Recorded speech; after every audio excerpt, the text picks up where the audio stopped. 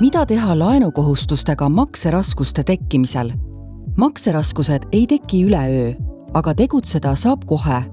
Makseraskused võivad tabada igaüht.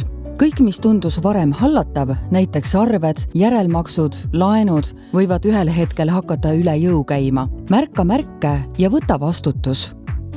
Esimene samm on saada selge ülevaade oma sissetulekutest ja kuludest. Koosta eelarve, nii tead, kuhu raha kulub. Elu võib ootamatult muutuda, töökaotus, haigestumine või lähedase kaotus võivad tabada igaüht. Et vältida makseraskusi, tasub juba varem luua rahaline puhver. Rahaline puhver aitab muutustega toime tulla.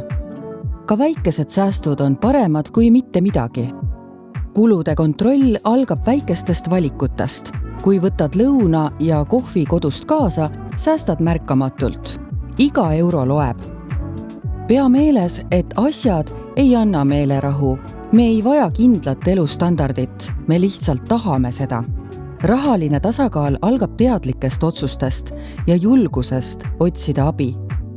Uut laenu võttes ei tasu loota ootamatule rahaõnnele ega tasuvamale tööle. Laenu ei kustuta lootus, vaid tegutsemine. Ka järelmaks on laen, sageli veel kõrge intressiga. See suurendab veelgi kohustusi, mida tuleb tasuda.